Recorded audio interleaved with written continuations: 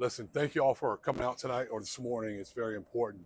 We're going to tell you about an incident that happened tonight here at this at the truck stop here, involving one of our corrections officers, who's an active duty corrections officer, who lost his life to gunfire or was murdered tonight. So I'm going to let Chief Parker give you the details of the investigation thus far, and we'll answer your questions after that.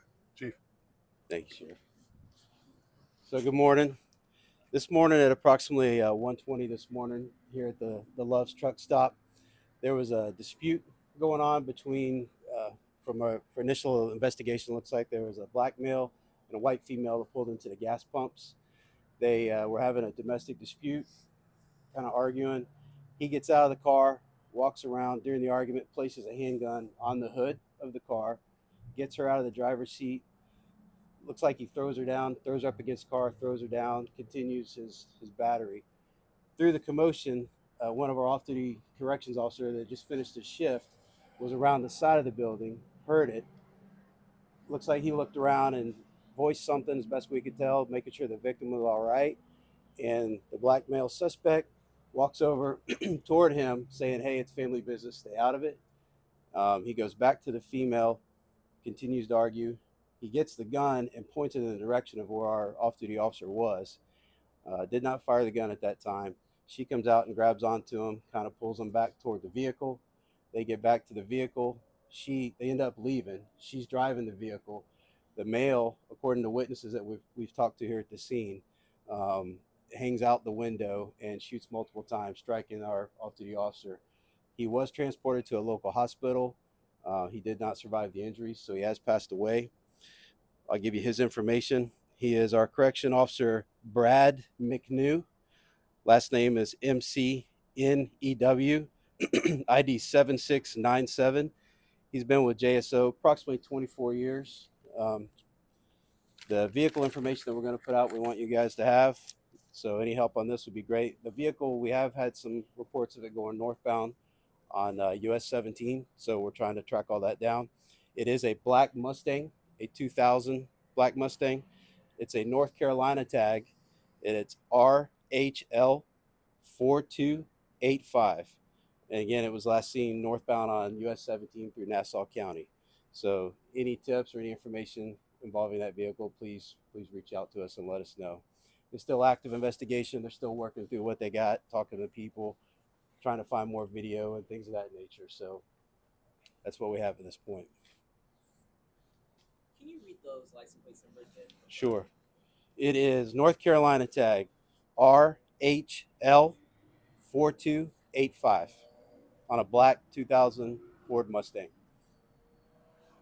And if you could, sorry, just tough taking notes as you guys are speaking. Right after he pulled her out of the car, threw her down, the JSO officer checked on them.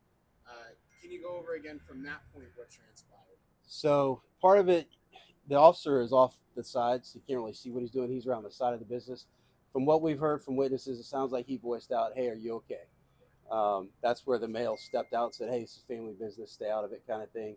They continue their little argument.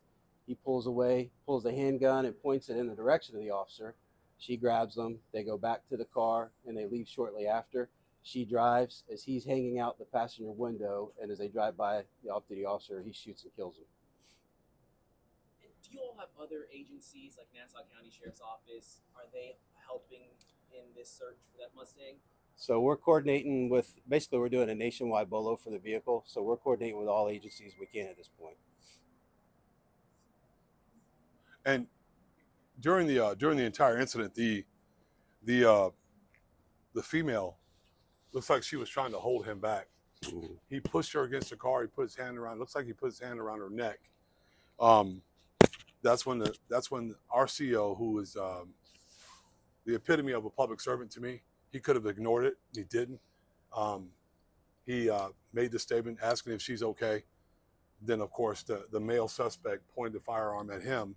And we did provide you all with a photograph that we would ask you to please show as often, as much as you can, because we do want to try to find this individual as quickly as possible. So it does seem at this point, with her trying to hold him back, driving away, she didn't seem culpable, the female, in this incident? Or? It's hard to tell, but at that point, it looks like from what we could see that she's trying to stop him from doing whatever he's deciding what he wants to do, and of course, when she drove off, then that's when he took the action that he took, killing our corrections officer. And then more information on the corrections officer. Does he have a family? Has his family been notified already? Family has been notified. Next of kin has been notified. We would have held that name back had that not been the case. But we want to get as much out as we can, as quickly as possible. We want to catch this individual. We want to make sure that the driver of the vehicle is safe. All that's very important. And obviously, anytime an officer dies in the force, it's very tough. Just speak a little bit, obviously, to some of the loss you guys have had. Yeah. So this is 2 and 2 nights. One was a natural situation, and this one, of course, was senseless violence against a man that was just, trying to do his duty and make sure that the individual that was being assaulted was safe. And unfortunately, this is what happened in this situation. Not happy with it at all. Very, very disturbing the last couple of nights. But listen, we're a professional organization. Now we're working. We're turning our attention on the family of the victim officer and catching the people that are responsible for this. And what was the time frame, kind of all this happening? I know you said 120 is when it kind of started to transpire. Over what course of time did it go from the start of the corrections officer to all this happening? It was very quick. It was probably 5 minutes. That's just a rough estimate. Probably about 5 minutes. And I know you said the vehicle was seen traveling northbound. Around what time was it last spotted? And northbound on what highway? So maybe people have a vague sense of where it was. About 2 a.m. Somewhere around 2 a.m. northbound on Main Street, headed toward Nassau County is the information that we were given. The CEO, I know you said he was off duty. Was he wearing his uniform? Would the suspect have known that he was interacting with a corrections officer? No, he was not wearing a uniform. Looks like he was wearing a white T-shirt. But in any case, you don't kill a person because they're trying to check on the welfare of an individual that you're assaulting. And but he was not wearing his uniform. And then, can you kind of describe the CO officer, like his career and like any accomplishments he had during that time? I don't have that information with me right now. From everything that I've learned, JSO it's a large organization, so you don't get to know everybody personally. But everything I've learned, he had a stellar career, a good CO. Been here for a very long time, veteran, dedicated, and it's a big loss for us. Are you guys already in contact possibly with Nassau County and even possibly Georgia Police Departments for if he's headed in that direction? So this is going to be nationwide. We're contacting everybody that we can to get as much information out as we can, which is what took us a little bit of time to get here, because we want to make sure that what we give you is accurate. We don't want to give you any bad information. So we want to make sure we get that out. And once we got that good verifiable information, then we send that out nationwide.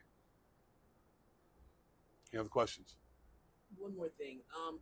What would be the message? I know you guys probably already spoke with the family, but like, what would be the message to his loved ones who probably are going to find out later this morning? That our hearts are broken for you, for him. It's a huge loss for our agency. Anytime we lose an employee, it's a huge loss, whether it be the one last night from a natural situation or him tonight from senseless violence. Our hearts are with him, and now we dedicate the rest of our time until we catch these individuals that are responsible for taking his life. When it comes to those individuals, is there anything else that like you as the community need to look out for, or anything like that? Like, was it like a sporadic situation, kind of? If that makes sense. Can you? I can't hear you. I can't hear you very well. In terms of like the community, like what can they look out for with these individuals?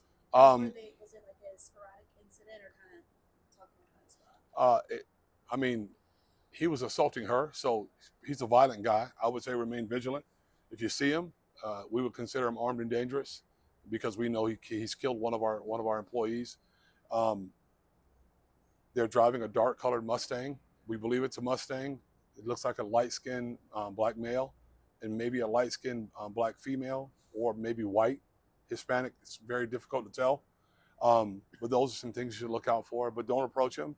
I mean, you see the CO, the JSO employee approached him, or at least said something to him, and this is a result. So don't approach him. Pick up the phone, dial 911 if you see him, and let us know where you see him, as much detail as possible, and then we'll take care of business from there. Any luck so far in running those tags into, you know, finding a possible suspect identity, or was the car stolen? Anything that's kind of pointing you guys in the right direction? We're going in the right direction. We're definitely going in the right direction. We have some good information to work with. Thanks, Sheriff. All right, thank y'all very much.